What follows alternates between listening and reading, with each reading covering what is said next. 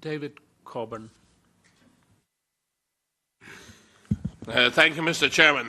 In the appalling UK withdrawal agreement, which the European Union has presented to the British Parliament, which is quite frankly an insult to a nation which liberated Europe and has democratically decided to leave the EU, well, leaving that aside, this withdrawal states that the EIB bankers, the European investment bankers, working in London after Brexit, will have immunity from British law.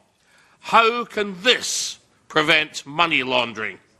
Furthermore, the UK must agree to not prosecute EU employees who are or who might be deemed in the future to be criminals.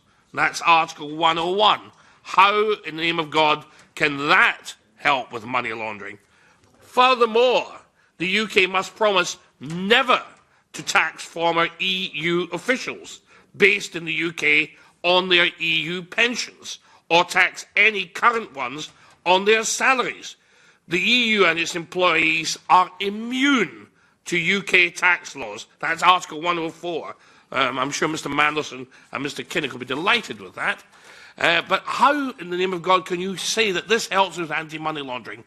This establishment seems to be, I don't know what the collective of hypocrisy is, but let's say a mountebank of hypocrisy, or certainly a mountain of hypocrisy. I would like to hear the official view of how any of these things can possibly help with money laundering.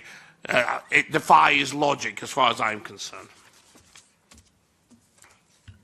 Does anyone want to comment? Mr. Mellon?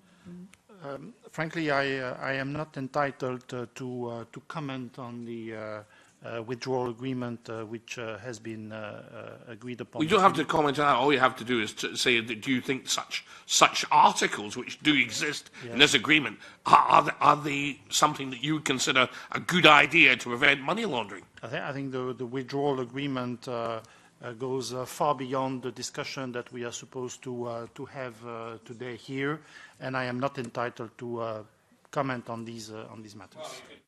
Surely you can comment on whether or not agreements of this sort, of any sort, for any country, would indeed be something that would enhance the money laundering that you're supposed to be stopping. Surely you can give a professional view on that. You don't have to comment on the actual deal. We're just asking you to talk about the actual pieces of legislation that are in there. Yeah, I think that the representatives of the Commission expressed themselves, and there will be. And the other gentleman, would you like to comment? There will be a lot of discussion about. Will the other gentleman like to comment, or are you trying to close it down, Mr. Chairman? Would you like to comment, Mr. Falk? No, I don't think we are entitled to comment. We have not been. Well, you're not commenting on the actual deal. Yeah. You're just commenting on whether giving immunity to officials in this way is something that you would think is good for money laundering. I mean, you're given views on every other thing in the world, every other country in the world, every tax haven. Surely you can give a view on this one. We're getting out of the scope. We're closing it down. We don't like free speech in Europe, do we now, sir? Yeah. That's why we're leaving. Yeah, but you cannot expect answer on a question which is outside the scope which our guests deal with. Well, I don't think it is outside the scope, money laundering. My concerns are actually how can we prevent that the UK out of the EU will turn into a huge tax haven, worse than it is already.